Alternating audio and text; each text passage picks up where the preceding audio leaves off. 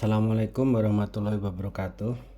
Halo teman, salam jumpa dengan saya Nur Wiharyanto di channel saya, channel Kupas Yuk. Channel yang ngobrolin seputar kolaborasi antara PR, communication, marketing, sales, riset, dan product development atau pengembangan produk. Channel ini akan lebih fokus untuk membahas kupas tuntas promosi dari aspek teori, strategi, dan aplikasi yang efektif dalam mencapai target penjualan.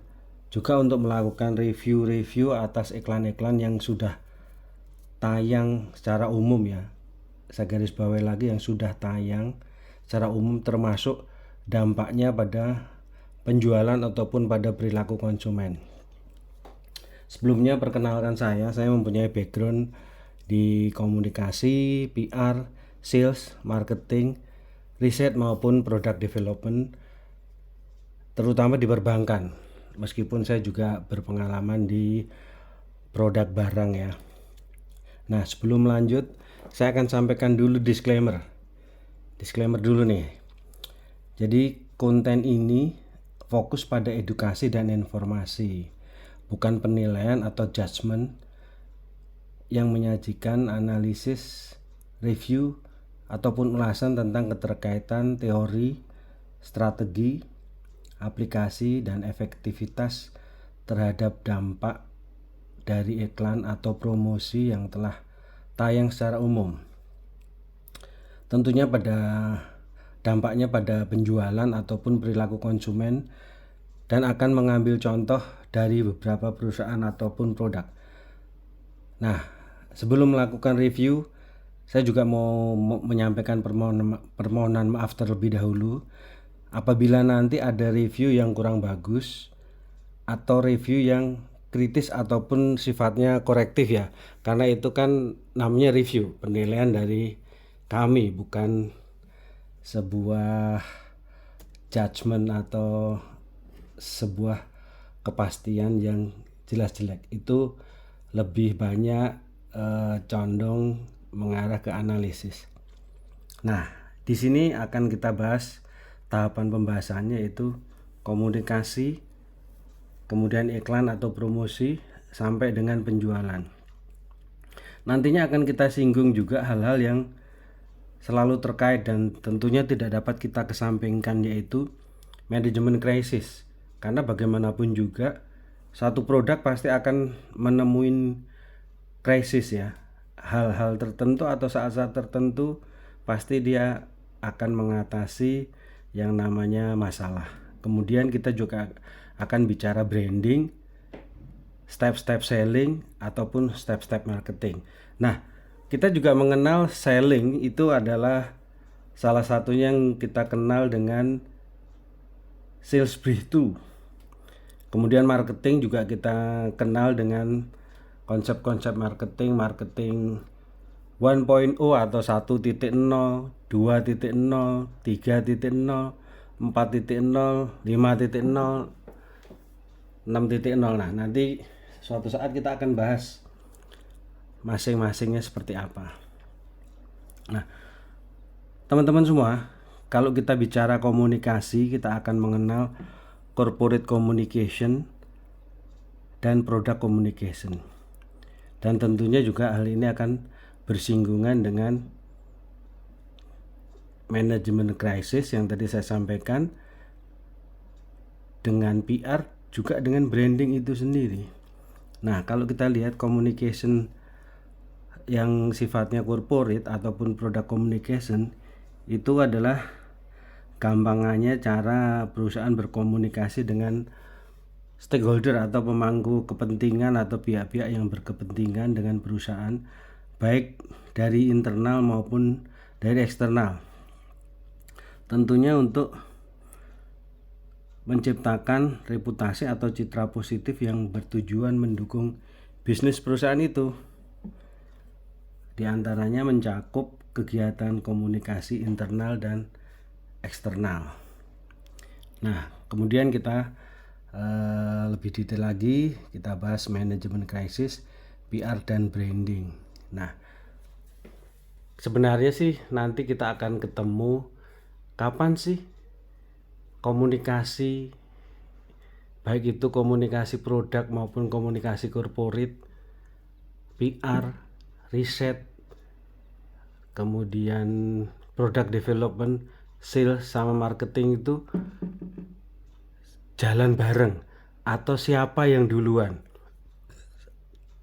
atau siapa yang jalan bareng, atau siapa yang menjadi ujung tombak dari penjualan. Nah, nanti kita akan bahas lebih detail lagi.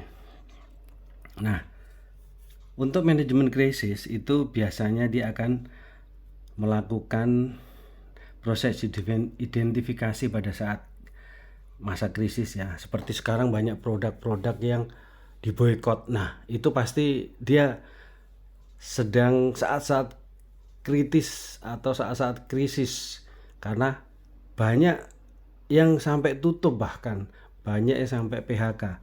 Kemudian dia akan melakukan analisis dan bagaimana cara menangani situasi krisis itu sendiri. Situasi krisis bisa aja hanya membahayakan, tanda petik hanya membahayakan reputasi perusahaan ya, karena ini kalau membahayakan tentunya bisa diperbaiki atau bahkan dapat merusak. Nah, kalau merusak ini akan lebih sulit lagi memperbaikinya, termasuk perusahaan harus mencari bagaimana strategi dalam mengelola komunikasinya. Kemudian branding, proses menciptakan dan membangun identitas yang unik tentang perusahaan, baik dari sisi produk maupun jasa. Hal ini bertujuan untuk membedakan ciri perusahaan dengan kompetitor. Nah, branding itu perusahaan harus membangun supaya dia punya ciri khusus atau style khusus yang berbeda dengan kompetitor lain atau perusahaan lain atau produk sejenis. Tujuannya apa? Untuk menciptakan kesan atau citra perusahaan yang kuat di benak pelanggan. Nah, kemudian PR. Apa sih tugas PR?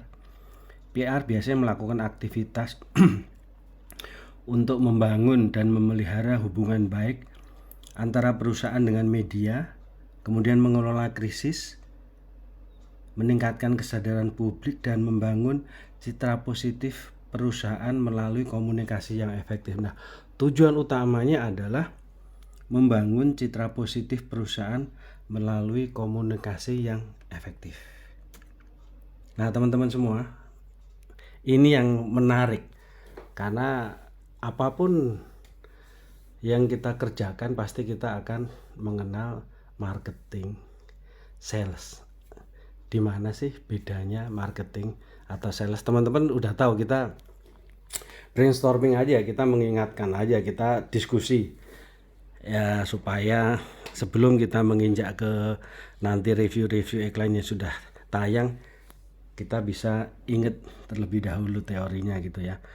Marketing di sini fokus untuk mengimplementasikan strategi pemasaran yang bertujuan mempromosikan produk, baik produk itu berbentuk barang ataupun jasa, kemudian meningkatkan kesadaran pelanggan ataupun calon pelanggan, dan meningkatkan penjualan melalui berbagai saluran dan strategi yang sudah ditetapkan oleh perusahaan. Nah, bisa jadi marketing ini dia bergerak duluan untuk memetakan wilayah atau memetakan market. Setelah itu baru sales yang akan bergerak. Nah, di sini sales fokus pada kegiatan untuk melakukan penjualan secara langsung. Nah, bedanya marketing itu mengimplementasikan strategi pemasaran yang tujuannya untuk mempromosikan produk. Tapi kalau sales itu tugasnya jual. Duit. Nah, dia langsung menjual produk atau barang setelah dipetakan oleh tim marketing, sehingga tim sales diterjunkan paling belakang untuk menyerang posisi-posisi pelanggan di market atau di ceruk-ceruk pasar, di niche market yang sudah ditentukan oleh marketing atau tim riset tadi. Nah, tujuannya apa sih sales? Ya itu tadi, meningkatkan keuntungan perusahaan melalui penjualan langsung kepada calon konsumen. Nah, kemudian kalau disingkat secara rinci sih, apa sih fungsi secara singkat ataupun tugasnya masing-masing dari PR, marketing, sales? PR itu tugasnya membangun citra positif dan mengelola publisitas.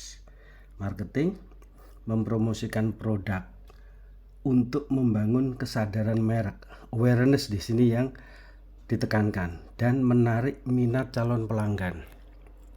Nah, teman-teman semua, apa tugas tim sales? Ya tadi, tim sales melakukan penjualan ke konsumen sesuai target market.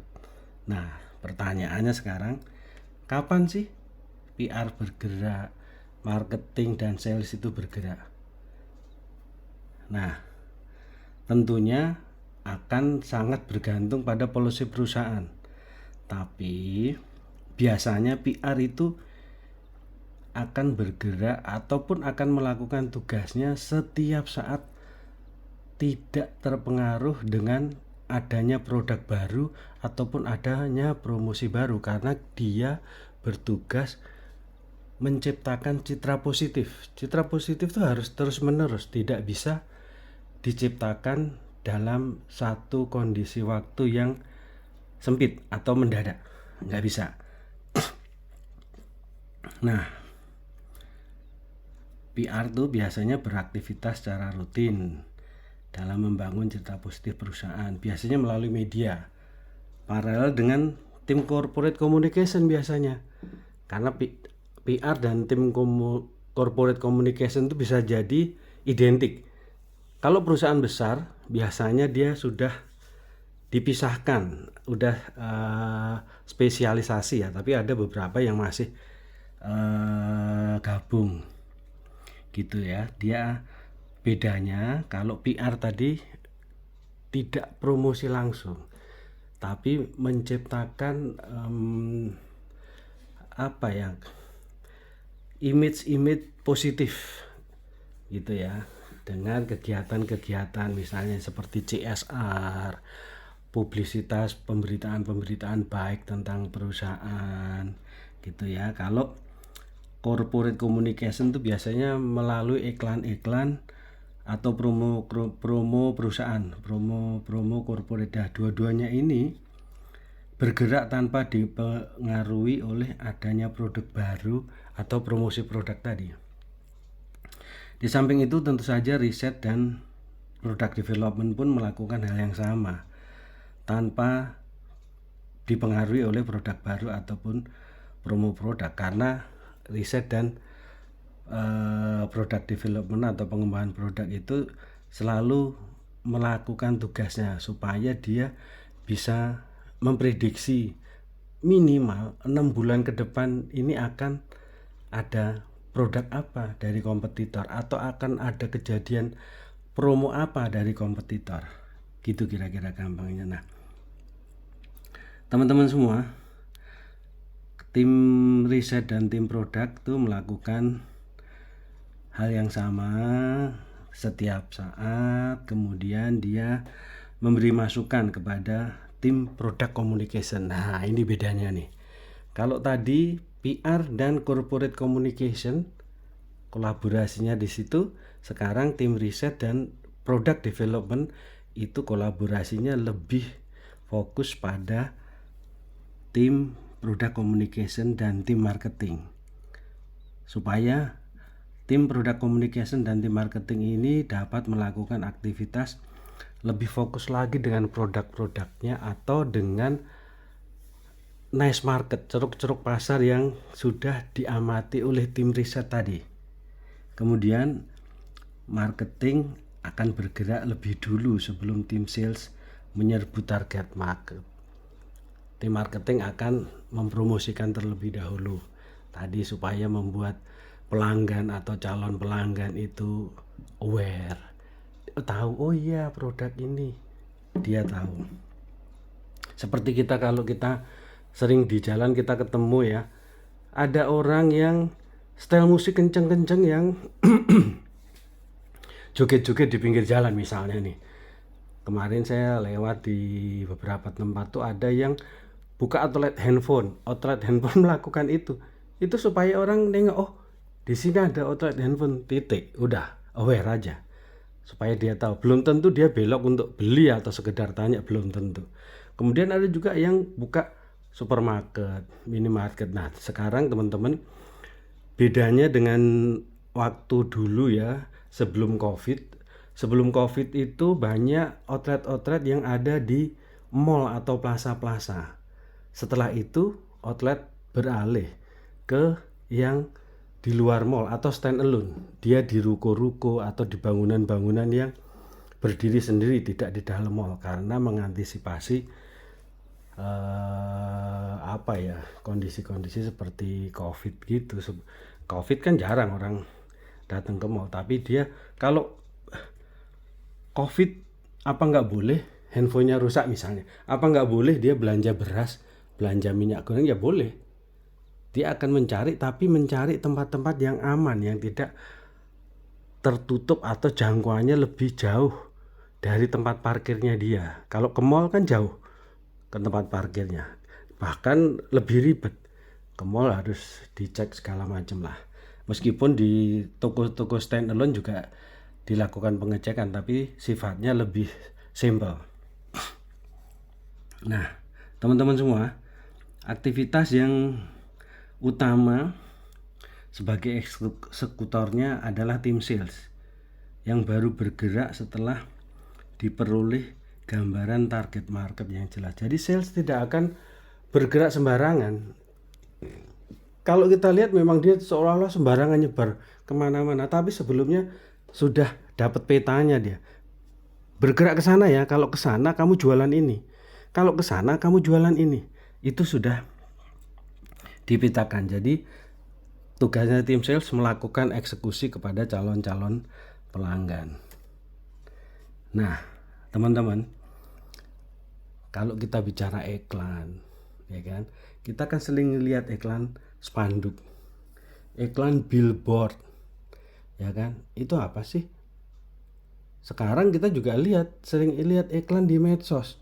Misalnya kita hari ini mau jual mobil, ya kan, kita punya akun IG, TikTok, FB, atau mungkin yang lain, email misalnya nih, kita WA-an dengan katakan showroom mobil, pengen jual mobil atau pengen beli mobil, tanya-tanya lewat online. Itu besoknya nggak lama kemudian algoritma mereka mencatat. Terus apa yang terjadi? IG kita langsung muncul tuh beberapa iklan mobil, beberapa iklan showroom dan sebagainya. Itu contoh, ya kan. Nah kemudian teman-teman, kita akan menengok kegiatan iklan ya. Biasanya sebuah perusahaan akan membagi iklannya ke dalam dua kelompok besar, yaitu iklan perusahaan atau corporate ads. Iklan ini selalu muncul terlebih dahulu dan secara kontinu untuk memperkenalkan perusahaan dulu. Kan nggak mungkin kita tiba-tiba kenal produk, pasti dikenalkan dulu perusahaan. Misalnya contoh, kita dikenalkan dengan Astranya terlebih dahulu sebelum kita dikenalkan dengan Toyota Kijangnya misalnya. Dan tentunya iklan corporate itu kan membuat opini massa tentang citra perusahaan. Baru kemudian disusul iklan produk. Nah kadang-kadang iklan produk itu menyusup bersama-sama, tapi biasanya munculnya iklan corporate dulu, bisa juga barengan. Tapi kadang-kadang kita tidak sadarin kapan sih dia jualan, saking pinternya dia mengemas iklan. Nah teman-teman, kita sering dengar kan ada iklan atau ada istilah above the line, ada istilah lagi below the line. Nah kalau istilah kita dengar through the line itu apa? Through the line ya gabungan dari keduanya, gabungan dari above the line dan gabungan dari below the line. Sekarang kita coba telusuri lebih detail ya tentang above the line. Above the line itu apa sih dan tujuannya apa? Above the line itu tujuannya adalah untuk meningkatkan brand awareness atau kesadaran merek dan menarik perhatian konsumen. Fokusnya pada siapa? Fokusnya pada jangkauan audiens yang lebih luas dan tidak spesifik, dia umum aja. Biasanya melalui media massa. Misalnya zaman dulu masih banyak koran, majalah, atau sekarang masih ada TV, radio juga masih ada, mungkin radio streaming, ya kan? Atau media online atau media sosial. Juga melalui advertising yang dapat dilihat secara massal atau bisa dilihat oleh umum, misalnya videotron, billboard, baliho, spanduk dan sejenisnya yang sifatnya umum bisa ngelihat. Kemudian below the line. Below the line itu udah lebih spesifik lagi, dia udah menyasar ke wilayah atau kejangkauan yang lebih fokus lagi, udah langsung menyasar konsumen. Ya kan, tujuannya apa? Tujuannya menciptakan konversi dari calon konsumen menjadi konsumen yang loyal. Nah, ini calon konsumen menjadi konsumen yang loyal. Fokusnya apa? Fokusnya pada jangkauan yang lebih terarah dan audiens yang lebih fokus. Misalnya seperti ada event, kita promo di event-event itu atau di pameran, atau kita langsung memberikan sponsor pada lomba lari atau sponsor pada pentas musik, pentas seni. Atau juga kita bisa menggunakan media-media sosial dengan segmen tertentu, dengan direct mail, email. Kalau email kan pasti udah menuju sasaran. IG sudah menuju sasaran juga, pasti ada akun yang disasar kan. Nah, pasti akun yang disasar itu dia sudah petakan gitu. Jadi lebih spesifik lagi teman-teman. Nah, gitu teman-teman. Tentunya kalau ada pertanyaan silakan tulis, dan sebelumnya silakan like and subscribe. Nanti teman-teman akan kita ajak membahas lebih detail lagi tentang iklan-iklan yang sudah tayang, dan tentunya akan lebih menarik lagi. Misalnya kita akan membahas iklan apa? Misalnya iklan teh dalam kemasan, atau misalnya iklan air dalam kemasan, atau mungkin yang sekarang sedang sedang viral, mobil listrik. Nah, apa bedanya mobil listrik dengan mobil hybrid? Apa plus minusnya? Gitu teman-teman. Oke teman-teman, tolong jangan lupa nyalakan loncengnya, subscribe dulu, dan jangan lupa juga jempolnya dipencet. Teman-teman, saya doain semua kalian semua mudah dalam melakukan usaha-usaha dan penjualannya.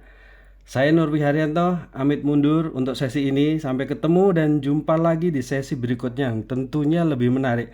Thank you, bye-bye. Wassalamualaikum warahmatullahi wabarakatuh.